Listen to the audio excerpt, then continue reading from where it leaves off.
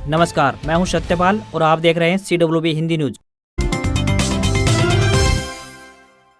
आज 1 फरवरी 2023 दिन बुधवार। आइए सबसे पहले एक नजर डाल लेते हैं आज की सुर्खियों पर। हरियाणा में अब जन्म मृत्यु प्रमाण पत्र के लिए नहीं लगाने पड़ेंगे चक्र, बताएंगे पूरी खबर। हरियाणा मंत्रिपरिषद की होने वाली है बैठक, लिए जा सकते हैं यह अहम फैसले। 81 साल के आसाराम को रेप केस में उम्र कैद, सूरत की शिष्या से आश्रम में किया था दुष्कर्म, 10 साल पहले दर्ज हुई थी FIR। हरियाणा बोर्ड का बड़ा फैसला, नकल करना बनेगा अब सपना। झज्जर एम्स की दिल्ली एयरपोर्ट से होगी सीधी कनेक्टिविटी, ग्रीनफील्ड कॉरिडोर का निर्माण करेगी हरियाणा सरकार। हिसार से चंडीगढ़ और जयपुर के लिए रात्रि बस सेवा 1 फरवरी से फिर से बहाल। हिसार बस स्टैंड से जयपुर के लिए रात 9:15 पर और चंडीगढ़ के लिए रात 11 बजे बस सेवा होगी शुरू। मातृशक्ति उद्यमिता योजना से आत्मनिर्भर होंगी महिलाएं, 3 लाख रुपए तक का ले सकती हैं ऋण। और अब खबरें विस्तार से। CSC सेंटर अधिक फीस वसूलें तो जिला प्रशासन को करें शिकायत। दादरी जिले में किसी भी कॉमन सर्विस सेंटर पर किसी भी नागरिक से सरकारी सेवाओं की अधिक फीस वसूल की जाती है तो वह जिला प्रशासन को ऑनलाइन ईमेल भेजकर इसकी शिकायत कर सकता है। दादरी CSC सेंटर प्रभारी विक्रम यादव ने बताया कि हरियाणा सरकार ने CSC सेंटर की सर्विस के लिए शुल्क निर्धारित किए हुए हैं, जिसके अनुसार रिहायशी प्रमाण पत्र के लिए 30 रुपए, आधार कार्ड के लिए 30 रुपए, राशन कार्ड के लिए 20 रुपए, आयुष्मान कार्ड और परिवार पहचान पत्र के लिए शून्य राशि निर्धारित की गई है। अर्थात फैमिली ID या फिर आयुष्मान भारत योजना का कार्ड बनाते समय कोई भी CSC संचालक किसी भी नागरिक से रुपए लेता है तो उसकी शिकायत जिला प्रशासन को भेजी जा सकती है। CSC सेंटर प्रभारी ने बताया कि हर एक CSC सेंटर पर रेट लिस्ट भिजवा दी गई है और यह रेट लिस्ट CSC सेंटर में ऐसी जगह पर लगी हुई होनी चाहिए जो कि ग्राहक को दिखाई दे। कस्टमर स्वयं भी सेंटर संचालक को लिस्ट दिखाने के लिए कह सकता है। हरियाणा सरकार की सरल पोर्टल पर 381 सेवाओं के लिए शून्य से लेकर 10 रुपए, 20 रुपए, 30, 50 व 100 रुपए की फीस निर्धारित की गई है। इनकी रेट लिस्ट किसी भी सेंटर पर लगी हुई नहीं मिलती है तो 1 सप्ताह के बाद इनके परमिट रद्द करने का अभियान शुरू कर दिया जाएगा।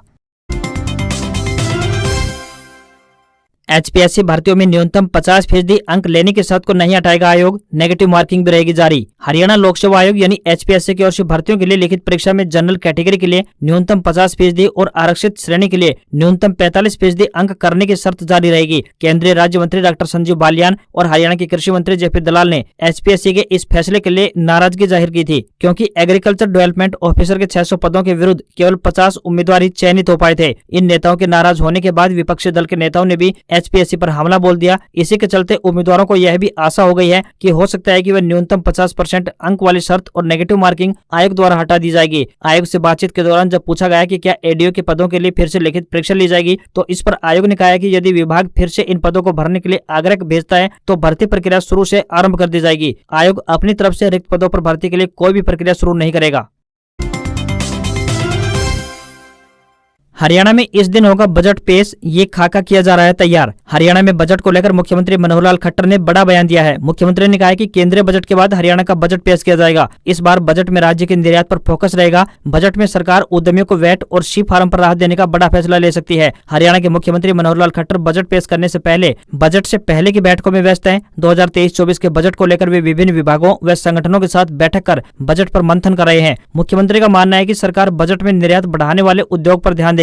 इसका कारण यह है कि रोजगार और आधारभूत संरचना बढ़ाने में सरकार को उद्योगों से हमेशा सहयोग मिलता है। मुख्यमंत्री का कहना है कि देश की जरूरत के हिसाब से विदेशी मुद्रा में बढ़ोतरी हो, इसका खाका तैयार किया जाएगा। संयुक्त राष्ट्र संघ ने इस वर्ष को अंतर्राष्ट्रीय बाजरा वर्ष घोषित किया है। हरियाणा सरकार इस बात पर भी ध्यान देगी कि बाजरा खाद्य उत्पादों को कैसे बढ़ावा दिया जाए। हरियाणा के बजट में बाजरा खाद्य नीति को लेकर CM बड़ा फैसला ले सकते हैं। हरियाणा मंत्री परिषद की इस दिन होगी बैठक, लिए जा सकते हैं यह बड़े फैसले। हरियाणा मंत्री परिषद की बैठक 2 फरवरी को मुख्यमंत्री मनोहर लाल की अध्यक्षता में होने जा रही है। चंडीगढ़ स्थित सचिवालय में सुबह 11 बजे होने वाली बैठक में राज्य विधानसभा का बजट सत्र आयोजित करने की तारीख तय करने समेत कई अन्य अहम फैसले लिए जा सकते हैं। इस बजट को लेकर हरियाणा के मुख्यमंत्री मनोहर लाल खट्टर की माने तो इस बार का बजट हर वर्ग के कल्याण के लिए होगा। इस बार बजट में मुख्य फोकस ग्रामीण विकास, पर्यावरण, स्वास्थ्य और शिक्षा के क्षेत्रों पर रहेगा। इस बजट को लेकर पंचकुला में हरियाणा विधानसभा की ओर से राज्य वित्त प्रबंधन और बजट पर परिचर्चा कार्यक्रम भी आयोजित किया गया है। मुख्यमंत्री का कहना है कि हरियाणा की आर्थिक स्थिति अन्य राज्यों से बेहतर है। राज्य सरकार राज्य के सकल घरेलू उत्पाद के हिसाब से निर्धारित सीमा में ऋण ले रही है। वर्तमान में ऋण की सीमा की बात करें तो 3.52% है, इसे 3% तक लाने का प्रयास रहेगा। उन्होंने कहा है कि विपक्ष कर्ज को लेकर झूठी अफवाह फैला रहा है। साइबर ठगी से बचने के लिए पुलिस ने जारी की एडवाइजरी, बिना जानकारी एप्लीकेशन डाउनलोड नहीं करें। साइबर अपराधी लोगों को चूना लगाने के लिए नए नए पैंतरे आजमाते रहते हैं। इससे लोगों के साथ लाखों का नुकसान हो जाता है। आमजन जागरूकता से ही साइबर अपराधियों के चंगुल से आने से बच सकते हैं। इसके लिए कुरुक्षेत्र पुलिस द्वारा साइबर अपराधों के प्रति आमजन को लेकर जागरूकता करने के लिए पुलिस ने एक एडवाइजरी जारी की है। आमजन को साइबर अपराधों से बचने के लिए सचेत रहना होगा। साइबर अपराधों से बचने के लिए जागरूकता ही सबसे बड़ा हथियार है। अगर कोई भी अपरिचित व्यक्ति किसी भी एप्लीकेशन को आपसे डाउनलोड करने के लिए कहता है तो एप्लीकेशन को डाउनलोड ना करें। एटीएम बूथ से कार्ड के द्वारा ट्रांजैक्शन करें तो अपना पिन किसी को ना दिखाएं या फिर ना बताएं। ट्रांजैक्शन करने में असमर्थ होने पर किसी भी अपरिचित व्यक्ति की सहायता ना लें। साथ ही धोखाधड़ी होने की स्थिति में बैंक के कस्टमर केयर नंबर पर कॉल कर अपने बैंक को सूचित अवश्य करें। ऑनलाइन नेट बैंकिंग इस्तेमाल करते समय ध्यान रखें कि ट्रांजैक्शन हमेशा अपने पर्सनल कंप्यूटर या फिर लैपटॉप या फिर फोन पर करें। मौजूदा नेटवर्क को 5G नेटवर्क में शिफ्ट करवाने के नाम पर धोखाधड़ी करने वालों से भी जागरूक रहें। इसके बावजूद अगर साइबर क्राइम के शिकार हो जाते हैं तो तुरंत भारत सरकार द्वारा जारी साइबर क्राइम हेल्पलाइन नंबर 1930 यानी 1930 पर कॉल करें। 1930 पर तुरंत शिकायत करने पर आपका पैसा सुरक्षित वापस आ सकता है। हरियाणा कौशल रोजगार निगम लिमिटेड द्वारा लोगो कंपटीशन, रचनात्मक लोगो डिजाइन करके जीते 51,000 रुपए। हरियाणा कौशल रोजगार निगम लिमिटेड की ओर से लोगो कंपटीशन का आयोजन किया जा रहा है, जिसके तहत आप 51,000 रुपए का इनाम जीत सकते हैं। हरियाणा कौशल रोजगार निगम के लोगो प्रतियोगिता में भाग लेने के लिए आधिकारिक वेबसाइट पर दिए गए लिंक से ऑनलाइन आवेदन करें। इस प्रतियोगिता में कोई भी भाग ले सकता है। यह प्रतियोगिता 18 फरवरी तक जारी रहेगी। रेवाड़ी के डीसी अशोक कुमार गर्ग ने बताया कि इस प्रतियोगिता में हरियाणा कौशल रोजगार निगम का लोगो डिजाइन करने के माध्यम से हरियाणा कौशल रोजगार निगम के उद्देश्यों और भूमिकाओं को भी बताना है। प्रतियोगिता में भाग लेने के लिए हरियाणा कौशल रोजगार निगम के इंस्टाग्राम, फेसबुक और ट्विटर पेज को फॉलो करें। कंपटीशन की पोस्टों को लाइक करें और गाइडलाइंस को फॉलो करें। उसके बाद दिए गए लिंक पर क्लिक करें। डिजाइन किए गए लोगों की केवल JPG या PNG फॉर्मेट में फाइल मान्य होगी।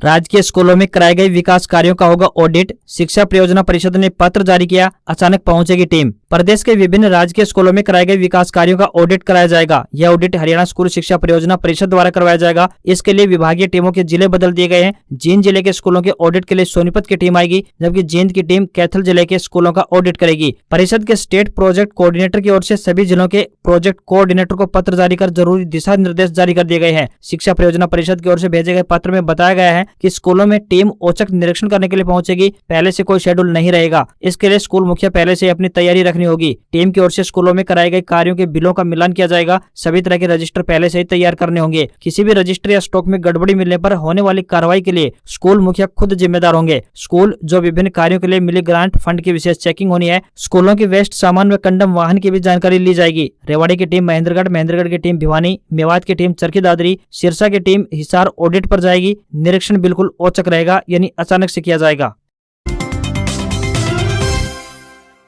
हरियाणा बोर्ड का बड़ा फैसला, इस बार प्रश्न पत्र पर अंकित होगा QR कोड, नकल करना बनेगा सपना। हरियाणा विद्यालय शिक्षा बोर्ड यानी BSEH भिवानी ने कक्षा 10वीं और 12वीं की वार्षिक परीक्षाओं में नकल, लीक और पेपर आउट पर रोक लगाने के लिए एक नया फार्मूला इजाद कर लिया है। इसके लिए इस बार की परीक्षाओं में सभी प्रश्न पत्रों पर विशेष QR कोड अंकित किया जाएगा। प्रश्न पत्र के प्रत्येक पेज पर 3-3 जगह QR कोड दिया जाएगा। इसके अलावा प्रश्न पत्र पर ऊपर से नीचे की ओर क्रॉस में एक यूनिक ID भी अंकित होगी। ऐसे में अगर कोई भी परीक्षार्थी या परीक्षा सेंटर पर तैनात कर्मचारी प्रश्न पत्र की फोटो खींचेगा तो तुरंत प्रभाव से पता चल जाएगा कि किस सेंटर से किस परीक्षार्थी के पास से पेपर लीक हुआ है। QR कोड में प्रत्येक परीक्षार्थियों को अलग अलग कोड दिया जाएगा। हरियाणा विद्यालय शिक्षा बोर्ड यह फार्मूला अपनाने वाला देश का पहला बोर्ड बन गया है। बोर्ड के चेयरमैन डॉक्टर VP यादव ने बताया कि 28 फरवरी से शुरू होने जा रही बोर्ड परीक्षाओं में लगभग 6.25 लाख बच्चे शामिल होने जा रहे हैं। ऐसे में इस बार नकल पर अंकुश लगाने के लिए प्रश्न पत्रों का स्वरूप बदला गया है और QR कोड व यूनिक ID का फार्मूला अपनाया गया है। QR कोड में परीक्षार्थी की पूरी जानकारी जैसे नाम, एड्रेस, रोल नंबर, स्कूल नाम आदि रहेंगी, जिससे परीक्षार्थी की तुरंत पहचान हो सकेगी। हरियाणा में अब जन्म मृत्यु प्रमाण पत्र के लिए नहीं लगाने पड़ेंगे चक्कर, इतने दिनों में मिलेगा पत्र। हरियाणा सरकार ने सेवा का अधिकार अधिनियम 2014 के तहत स्वास्थ्य विभाग की 5 और राज्य बीज प्रमाणीकरण अभिकरण की 3 सेवाओं की निर्धारित समय सीमा अधिसूचित की है। इससे आमजन को समय सीमा में सेवाओं का लाभ मिलेगा। साथ ही बार बार कार्यालयों के चक्कर भी अब लोगों को नहीं लगाने पड़ेंगे। मुख्य सचिव संजीव कौशल ने बताया कि जन्म मृत्यु प्रमाण पत्र की प्रमाणित प्रतियां पहले से पंजीकृत 14 दिन में मिल जाएंगी। इसी तरह वर्ष 1972 तक के लिए 30 दिन और 1972 से पहले के मामलों में 90 दिन की समय सीमा तय की गई है। वहीं बच्चे के नाम का पंजीकरण, जन्म और मृत्यु के रजिस्टर में प्रविष्टि का शुद्धिकरण पूर्व आवेदन प्रस्तुतिकरण के बाद 30 दिन का समय तय किया गया है। इसी तरह हरियाणा राज्य बीज प्रमाणीकरण अभिकरण द्वारा बीज उत्पादन के लिए फार्म का पंजीकरण, संसाधन संयंत्र का पंजीकरण तथा नवीकरण के लिए 21 दिन निर्धारित किए गए हैं।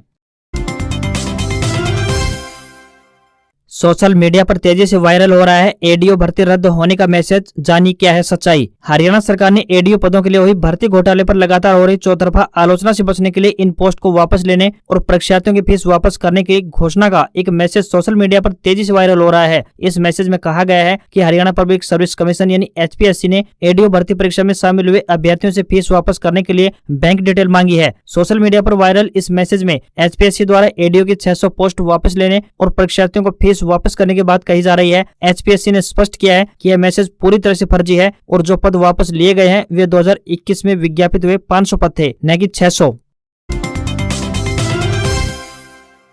हरियाणा में स्टेट विजिलेंस ब्यूरो का नाम बदला, एंटी करप्शन ब्यूरो से होगी पहचान, रिश्वतखोर अधिकारियों के लिए ट्रैप मनी फंड बनाया गया। हरियाणा के मुख्यमंत्री मनोहर लाल खट्टर ने स्टेट विजिलेंस ब्यूरो को लेकर बड़ा फैसला किया है। मुख्यमंत्री ने स्टेट विजिलेंस ब्यूरो का नाम बदलने का फैसला किया है। अब एंटी करप्शन ब्यूरो से स्टेट विजिलेंस की पहचान होगी। मुख्यमंत्री मनोहर लाल ने डिस्ट्रिक्ट विजिलेंस ब्यूरो के DIG और SP के साथ बैठक के बाद यह फैसला लिया है। मुख्यमंत्री मनोहर लाल ने राज्य के सरकारी तंत्र में फैले भ्रष्टाचार पर लगाम लगाने के लिए ब्यूरो को मजबूत करने में जुटे हैं। इसी के तहत राज्य सरकार ने ट्रैप मनी फंड भी बनाया है। इस फंड के जरिए सरकारी अधिकारियों के खिलाफ रिश्वत मांगने की शिकायत दर्ज कराने वाले पीड़ित लोगों को ट्रैप मनी का जुगाड़ नहीं करना पड़ेगा। ब्यूरो की ओर से इसके लिए मदद की जाएगी। रिश्वत की मांग करने वाले सरकारी अधिकारियों को पकड़वाने के लिए ट्रैप मनी के रूप में 1 करोड़ रुपए का रिवॉल्विंग फंड बनेगा। स्टेट विजिलेंस ब्यूरो के इस प्रस्ताव को सरकार ने भी मंजूरी दे दी है। जल्द ही इसे राज्य में लागू कर दिया जाएगा।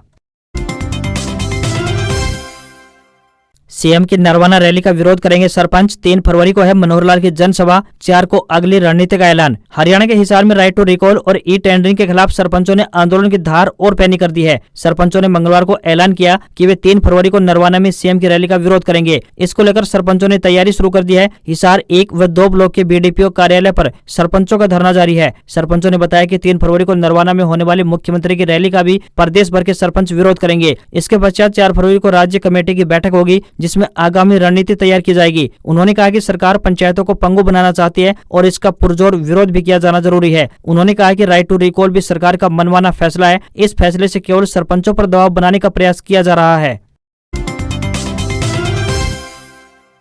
मातृशक्ति उद्यमिता योजना से आत्मनिर्भर होंगी महिलाएं, 3 लाख रुपए तक का ऋण बैंक के माध्यम से प्रदान किया जाएगा। सरकार महिलाओं को सशक्त, स्वावलंबी एवं आत्मनिर्भर बनाने के लिए विभिन्न प्रकार की कल्याणकारी योजनाओं का संचालन कर रही है, जिनके माध्यम से महिलाओं को आर्थिक सहायता से लेकर स्वरोजगार स्थापित करने में सहायता प्रदान की जाती है। प्रदेश सरकार ने महिला सशक्तिकरण की दिशा में हरियाणा मातृशक्ति उद्यमिता योजना शुरू की है। यह जानकारी देते हुए नारनौल के DC डॉक्टर जयकृष्ण आभिर ने बताया कि योजना का लाभ महिलाओं को केवल तभी प्रदान किया जाएगा जब उनकी वार्षिक आय 5 लाख रुपए या फिर इससे कम हो। DC ने बताया कि योजना के माध्यम से महिलाओं को 3 लाख रुपए तक का ऋण बैंक के माध्यम से प्रदान किया जाएगा, जिसमें 7% तक ब्याज महिला विकास निगम की ओर से वहन किया जाएगा। योजना के लिए आवेदन करने के लिए महिला के पास राज्य का स्थायी निवास प्रमाण पत्र होना चाहिए, साथ ही आधार कार्ड होना चाहिए, पासपोर्ट साइज फोटो व आय प्रमाण पत्र होना अनिवार्य है। इस बारे में अन्य किसी भी जानकारी के लिए हरियाणा महिला विकास निगम कार्यालय में जाकर या कार्यालय के लैंडलाइन नंबर 01282 250 346 पर संपर्क कर सकते हैं। लगातार दूसरे दिन तेजी में बंद हुआ शेयर बाजार, सेंसेक्स 49 अंक बढ़कर 59,549 पर बंद। सरकारी बैंकों के शेयर सबसे ज्यादा चढ़े। भारतीय शेयर बाजार में हफ्ते के दूसरे कारोबारी दिन तेजी देखने को मिली है। सेंसेक्स 49 अंकों की तेजी के साथ 59,549 के स्तर पर बंद हुआ। वहीं निफ्टी की बात करें तो ये 13 अंकों की तेजी के साथ 17,662 के स्तर पर पहुंच गया है। लगातार दूसरे कारोबारी दिन मार्केट में तेजी दिखाई दी। सेंसेक्स के 30 शेयरों में से 15 में तेजी देखने को मिली है, वहीं 15 शेयरों में गिरावट रही। वहीं सराफा बाजार की बात करें तो सोने और चांदी में गिरावट देखने को मिली। 24 कैरेट सोना 56,865 रुपए प्रति 10 ग्राम के स्तर पर बंद हुआ है। चांदी की बात करें तो ये 67,671 रुपए प्रति किलोग्राम पर पहुंच गई है। वहीं डॉलर के मुकाबले रुपया 49 पैसे मजबूत हुआ है। $1 का रेट 82 रुपए के स्तर पर पहुंच गया है। आज खबरों में बस इतना ही। देखते रहिए CWB हिंदी न्यूज। नमस्कार।